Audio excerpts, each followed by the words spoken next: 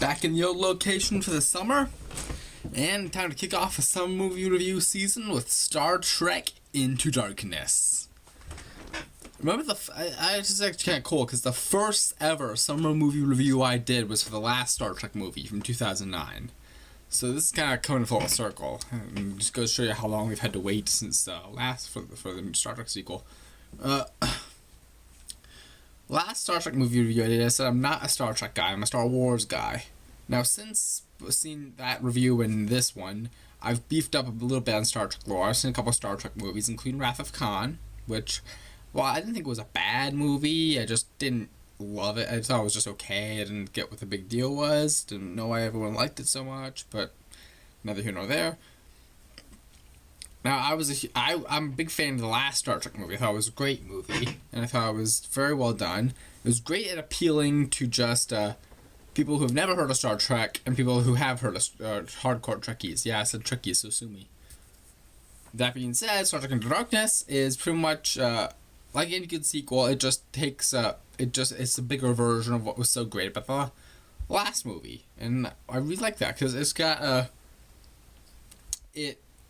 Well, the problem I had with this movie before having seen it was that I heard that all this stuff like Benedict Cumberbatch is playing Khan, or he's playing this other character, or all this jazz. They're gonna do this. That character from other Star Trek movies coming back. I was like, okay, the whole point of the last redoing the timeline plot from the last movie was they could do original new stories. Now they're just redoing basically Wrath of Khan. So that kind of bothered me, but The way they did what they did in this movie, I actually really liked, because they did a really simple yet really brilliant twist on one of the most famous Star Trek scenes ever. And that's kind of all I can say without spoiling anything, but you'll know it when you see it. And I thought it really, really worked for me. I can definitely see how you wouldn't like that scene, and I can see how it might wreck the movie for you. It's kind of one of those you either love it or you hate it things. But like, if you're a hardcore Star Trek fan, I can absolutely see how you would not like this particular twist that they do.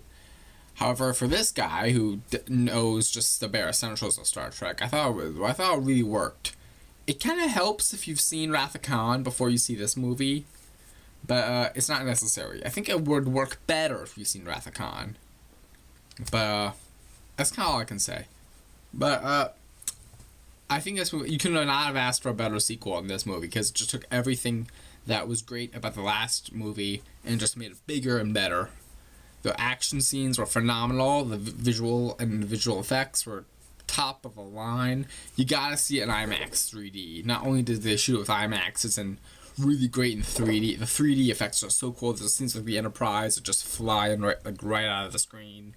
There's like all this like debris in space flying right at you. It looks great in 3D, and I never say that. I almost never see movies in 3D. If this movie could come out in 3D, I'd go out of my way to not see it in 3D. But I'd recommend seeing it in 3D for this one, in IMAX 3D, because it looks 10 times better in IMAX 3D. It's a real experience in 3D.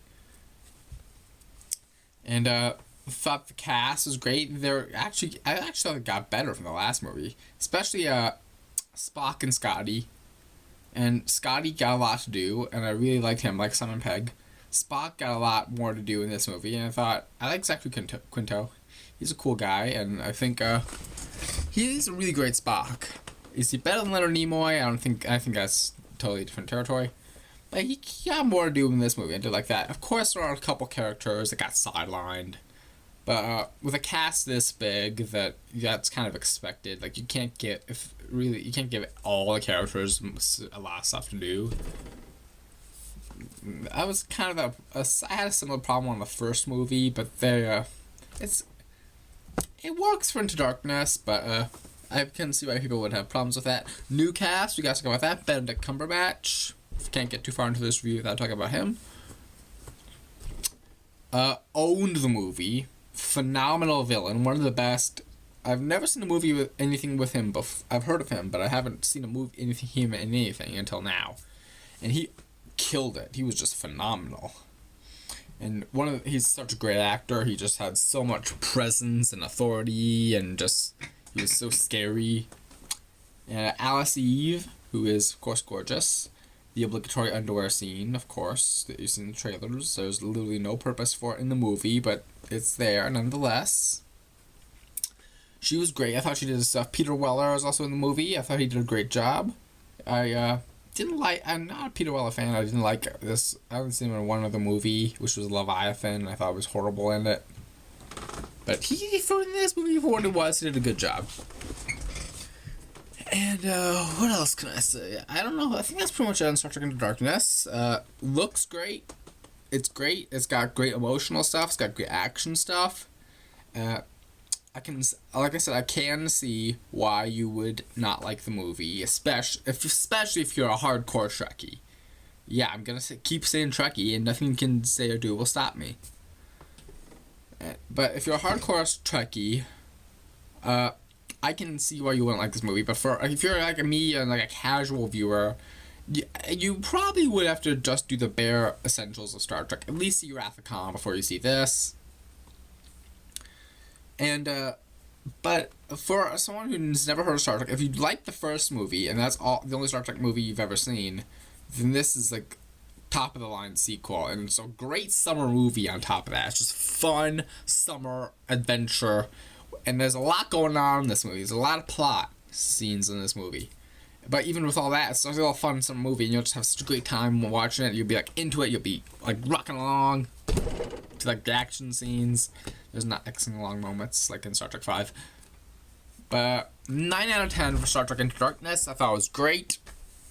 A great way to kick off the summer movie season. I still gotta see Iron Man 3 though. And got a lot of great summer videos coming. Comic-Con's coming up. I'll be back for that. And Frenzy227 out.